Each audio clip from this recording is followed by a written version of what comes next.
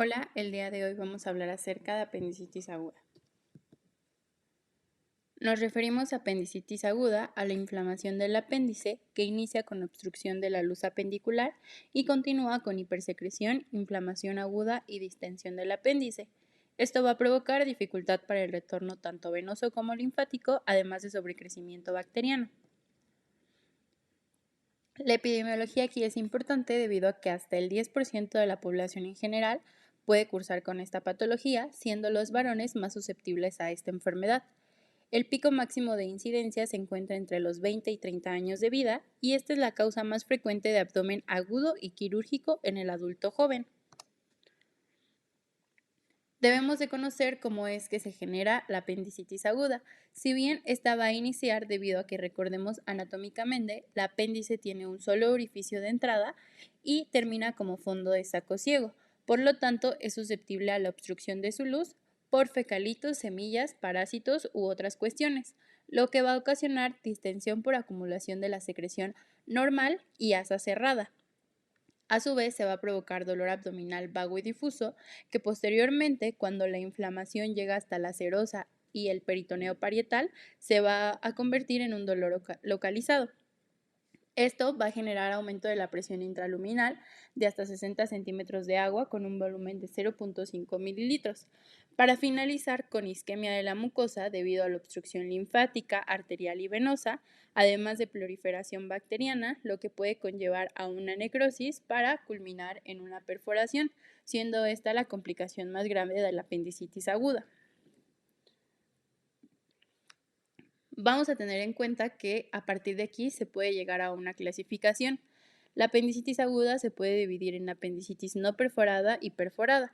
La perforada va a ser clasificada en tres: edematosa o hiperémica, que se va a caracterizar por el aumento de la distensión e infección con compromiso de la irrigación arterial, pudiendo provocar una isquemia; abscesada o flegmonosa, en la cual va a existir la invasión de la pared por bacterias; y por último necrótica.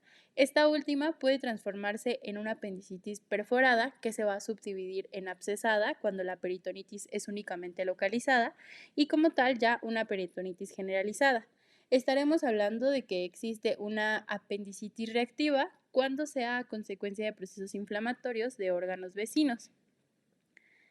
Y bueno, a partir de aquí tenemos que tener en cuenta que las causas de obstrucción de luz apendicular son múltiples. Sin embargo, todas ellas, en su gran mayoría, corresponden a un porcentaje mínimo. El porcentaje hasta en un 80% de las causas por las cuales se produce esta obstrucción en adultos va a ser la presencia de fecalitos o apendicolitos. Sin embargo, en los pacientes pediátricos, la hiperplasia linfoide va a ser la causa más frecuente.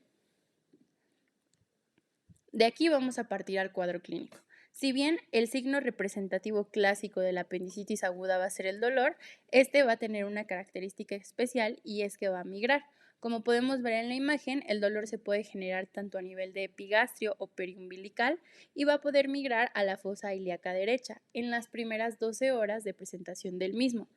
Este dolor también se va a aumentar en intensidad cuando el paciente camine o corra y tosa, es decir, cuando aumente la presión intraabdominal. A su vez, este dolor puede clasificarse como de tipo cólico punzante, agudo por las pocas horas de evolución que lleva, continuo, generando una hipersensibilidad, además de aumentar la intensidad en 24 horas. Por otro lado, el 70% de los pacientes pueden presentar náuseas y vómito posterior al inicio del dolor y anorexia y diarrea en casi el 90% de los pacientes. También se va a cursar con fiebre de 38 grados centígrados o más en aquellas apendicitis que lleguen a complicarse. Recordemos que habíamos comentado que la perforación del apéndice es una de las complicaciones más graves y esta va a ser más frecuente entre las 24 y 72 horas de haber iniciado el dolor y va a prevalecer en lo que serían adultos jóvenes y mujeres no embarazadas en edad reproductiva. Dentro de la clínica de la perforación del apéndice vamos a poder encontrar fiebre, que va a cursar además con estudios de laboratorio con leucocitosis. La triada de Murphy va a ser el conjunto tanto de fiebre mayor o igual a 38 grados centígrados, dolor periumbilical que va a migrar a fosa ilíaca derecha y náuseas acompañadas de vómito. Estas va a sugerir el diagnóstico de una apendicitis aguda. Sin embargo, a partir de la exploración física y los estudios de laboratorio podemos llegar a un diagnóstico concluyente. Pasemos entonces a la exploración física. Iniciaremos, además de la inspección, con la palpación. Aquí se va a palpar la zona en la que el paciente refiere dolor. Siempre se debe realizar de esta manera. Primero que nada, le debe pedir al paciente que refiera en dónde se ubica la presentación del dolor. Y bueno, aquí vamos a tener que el dolor puede presentarse a nivel de mesogastrio. Esta localización va a ser indefinida y al pasar del tiempo, el transcurso de las horas de haber iniciado el dolor, se puede localizar este dolor en la fosa ilíaca derecha. Y esto es lo que se conoce como la migración del dolor, signo característico de la apendicitis aguda. Posterior a esto, se va a palpar una zona de defensa o de rigidez involuntaria muscular. Esta va a ser por la contractura de los músculos de la pared abdominal y se debe de comparar el tono muscular en ambos lados. Este signo se conoce como signo de Sommer. Y bueno, antes de pasar a los puntos dolorosos abdominales que van a ser sugestivos de irritación peritoneal y nos pueden estar diagnosticando una apendicitis aguda, es importante que también recordemos que siempre se debe realizar tacto rectal, debido a que ante una presencia de un dolor intenso en el fondo de saco de Douglas o la sensación de un aumento de volumen, es posible la existencia de un plastor, es decir, una actividad inflamatoria que va a ser sucesiva a la respuesta que tiene, por lo tanto, todo el peritoneo que está alrededor del apéndice o a un absceso apendicular. Por lo tanto, el aumento de la sensibilidad y los signos de irritación peritoneal se van a poder ver bien establecidos con lo que serían los puntos de McBurney, Blomberg, Robbins, psoas, el del obturador, Capurro, el signo de la talupercusión y el signo de Lance. El primero va a ser el punto de McBurney. Podemos observar la imagen del lado izquierdo. Este debe estar situado a 3 traveses de dedos por encima de la espina ilíaca anterosuperior derecha, en la línea que une a esta con el ombligo, que sería la unión del tercio externo con el tercio medio. Aquí va a existir un dolor a la palpación y puede también existir una masa o un plastrón. El segundo signo sería el signo de Blumberg. Este va a ser el signo en el cual el paciente va a referir dolor posterior a que nosotros descomprimamos en el punto de McBurney. Este va a ser inespecífico y más que nada va a indicar irritación peritoneal. Vamos a tener también a lo que serían el signo de Robbins. Esta va a ser por una irritación que puede provocar que el dolor en la fosa ilíaca derecha al presionar en la fosa ilíaca izquierda, es decir, va a haber una irradiación de este dolor. Va a ser debido al desplazamiento del gas del sigmoides a la región ileocecal. Otro signo importante que tenemos va a ser el signo del psoas activo, en el cual, como podemos observar en nuestra imagen, va a existir dolor en el cuadrante inferior derecho al extender pasivamente la pierna o cadera derecha de nuestro paciente, y esto sería un signo indicativo de apendicitis retrocecal. El otro signo existente va a ser el signo de Cope o del obturador, en el cual va a haber la presencia del dolor en el hipogastrio al flexionar el muslo derecho y rotar la cadera hacia adentro del paciente. También existe el signo de la talopercusión, que como su nombre lo dice, va a ocasionar dolor en la fosa ilíaca derecha al elevar ligeramente el miembro pélvico derecho de nuestro paciente que esté en decúbito dorsal y golpear el talón. Por último, vamos a tener el signo de Dunphy y el signo de la apendicitis pélvica. El signo de Dunphy va a ser debido al incremento del dolor en la fosa ilíaca derecha o en el punto de McBurney al toser, y la apendicitis pélvica va a ser diagnosticada debido a que va a existir dolor en el fondo de saco de Douglas al hacer tacto rectal. Van a existir múltiples triadas que nos van a poder categorizar signos clínicos característicos o síntomas que pueden llevarnos a realizar un diagnóstico presuntivo de apendicitis aguda, como en el caso de la triada de Diofaloy, en el cual va a haber dolor en la fosa ilíaca derecha, más hiperestesia cutánea, además de contracción muscular refleja, o la triada de Kopp, en la que va a haber dolor abdominal, vómitos alimentarios y febrícula. Dentro del diagnóstico va a ser fundamentalmente clínico, sin embargo van a existir laboratorios o el uso de imagenología que nos van a poder ayudar a corroborar nuestro diagnóstico clínico. Es importante aquí que tengamos en cuenta que el cuadro inicial puede ser confuso en los extremos de la vida, es decir, en los pacientes o muy pequeños, recién nacidos o en los pacientes ya de la tercera edad. Dentro de los laboratorios vamos a poder encontrar leucocitosis. Esto se va a ver aumentado en la perforación apendicular y puede ir de los 18.000 a los 20.000 por milímetro cúbico, además de neutrofilia. El ego, los electrolitos séricos y la creatinina en la mayoría de los pacientes, y no es que en todos, van a ser normales y no es recomendable realizar cultivos excepto en aquellos pacientes que se encuentren inmunosuprimidos o en pacientes en los que se sospeche de algún absceso después del tratamiento. Sin embargo, aquí la exploración dinámica sistemática del abdomen va a ser la piedra angular para el diagnóstico de la apendicitis aguda. Pero como ya habíamos comentado anteriormente, podemos hacer el uso de la imagenología. En este caso, en la radiografía abdominal, esta va a ser de poca utilidad diagnóstica y el único dato concluyente dentro de este estudio va a ser la presencia de un fecalito, pero este solamente va a estar presente en menos del 10% de las radiografías de pacientes con apendicitis aguda. También va a cursar con presencia de borramientos de la articulación sacroiliaca y grasa preperitoneal, además de una imagen de vidrio despulido en lo que sería la fosa ilíaca derecha. Vamos a poder encontrar también área en el apéndice o niveles hidroaéreos y escoliosis lumbar con desviación a la derecha.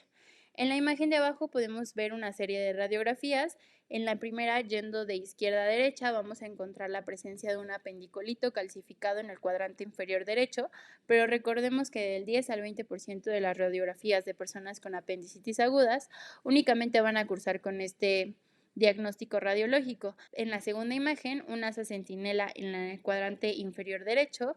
En la tercera imagen, el efecto en masa en la fosa ilíaca derecha. Y por último, en la cuarta imagen, el borramiento de la línea grasa del músculo psoas.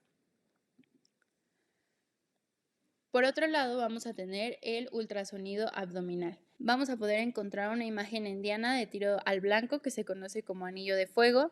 La pared del apéndice va a estar aumentada en 2 milímetros, pero el diámetro apendicular va a estar aumentado incluso en 6 milímetros. Se va a perder aquí la compresibilidad de la pared, va a haber un aumento de cogenicidad de la grasa periapendicular y en algunas ocasiones podemos encontrar el líquido libre en la cavidad abdominal. También vamos a contar con la ayuda de la tomografía computada utilizando contraste intravenoso.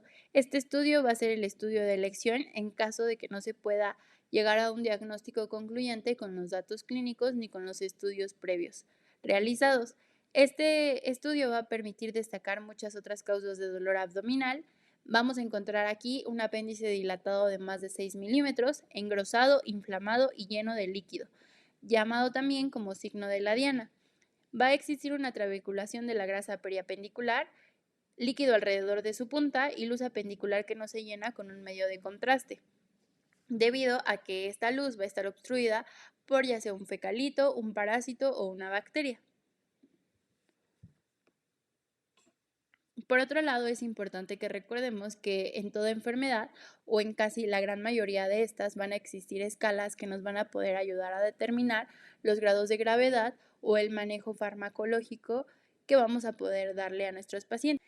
En este caso, la escala de mayor importancia es la escala de Alvarado. Esta va a tener 3 parámetros que van a ser síntomas, signos y laboratorios. Dentro de los síntomas vamos a tener como características la migración del dolor al cuadrante inferior derecho, la anorexia y las náuseas y o vómitos. Dentro de los signos se van a evaluar la sensibilidad en el cuadrante inferior derecho, el Bloomberg positivo o el rebote, la elevación de la temperatura más allá de los 38 grados centígrados y dentro de los laboratorios la presencia de leucocitosis o la desviación a la izquierda. Cada uno de estos valores van a tener un puntaje del 1 al 2 y de acuerdo a que si están presentes o no se le van a asignar este puntaje. Un puntaje de 4 a 6 sugiere la realización de estudios complementarios para poder diagnosticar la apendicitis aguda. Un puntaje de más de 6 recomienda intervenir quirúrgicamente y un puntaje de 7 o más diagnostica de manera específica una apendicitis aguda. Dentro del diagnóstico diferencial que podemos encontrar a la apendicitis aguda, tenemos que tener en cuenta que se va a dividir de acuerdo a los grupos etarios. En los niños, adolescentes y adultos van a ser múltiples las patologías que se pueden llegar a confundir con este cuadro clínico. Y por último, vamos a pasar al tratamiento. El tratamiento siempre va a ser quirúrgico para esta enfermedad. Sin embargo, van a haber ciertas características que pueden retrasar la intervención quirúrgica. Primero que nada, tenemos que conocer que el tratamiento de elección para la apendicitis aguda va a ser la apendicectomía. Esta va a ser definida como la extirpación quirúrgica del apéndice secal. Para realizarla existen diferentes técnicas quirúrgicas que se pueden emplear en función también de lo que sería la incisión quirúrgica por la cual se va a abordar. Y de acuerdo a la apendicectomía podemos encontrar dos, la de tipo abierta y la de tipo laparoscópica.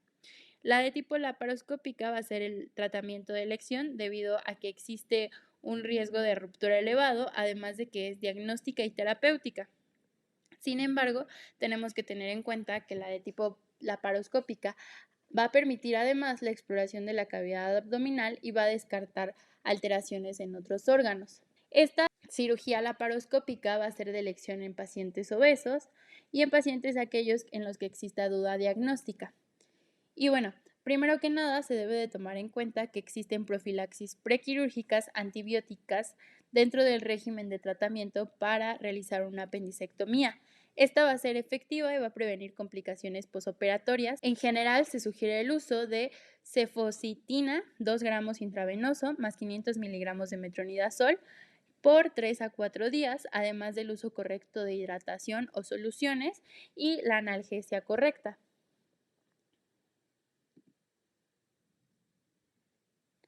La apendicectomía puede ser tanto abierta como laparoscópica, como podemos observarla en la imagen. La apendicectomía, que se llama apendicectomía clásica, es la abierta, en la cual se va a realizar una incisión, se debe de localizar el apéndice, esta se va a disecar seccionando el mesoapéndice, se va a llegar a la arteria apendicular, la cual se va a ligar y por último se va a asear la cavidad peritoneal para posteriormente poder cerrar la herida por planos. Por otro lado, en la cirugía laparoscópica se va a explorar el abdomen, se van a instalar lo que serían los trocares para poder realizar esta cirugía laparoscópica y de ahí se va a disecar el apéndice seccionando el mesoapéndice, al igual que en la cirugía abierta. Posterior a esto, en la laparoscópica se va a asegurar y se va a cortar por separado el mesenterio y la base del apéndice, además de colocar grapas o clips hemostáticos. Para por último, asear la cavidad peritoneal en el lugar que se trabajó, extraer el apéndice a través del sitio de inserción y por último se van a retirar los trocares bajo visión directa de lo que sería el abdomen de nuestro paciente. Y estos serían los 4 grupos etarios en los cuales nosotros podríamos guiarnos por decisiones ya sea de la edad, de las semanas de gestación o de la existencia o no de comorbilidades, por la cual vamos a sugerir una técnica abierta o una técnica laparoscópica. Existe también algo llamado apendicectomía de intervalo, la cual va a ser el uso de antibicoterapia agresiva para tratar de limitar la extensión del daño de 8 a 12 semanas. Después de haber administrado este tratamiento, se debe de programar al paciente para realizar la cirugía y esto disminuye la posibilidad de complicaciones posteriores. ¿Y cuáles van a ser estas complicaciones posteriores de las cuales vamos a estar hablando? Se utiliza la mnemotecnia 4P, es decir, perforación, peritonitis focal o un absceso apendicular, periponitis difusa y por último pileflebitis, la cual va a ser la complicación más grave y rara de lo que sería la apendicitis aguda. Esta sería la bibliografía empleada para el tema apendicitis aguda. Si este video te fue de utilidad, suscríbete, dale like y comparte.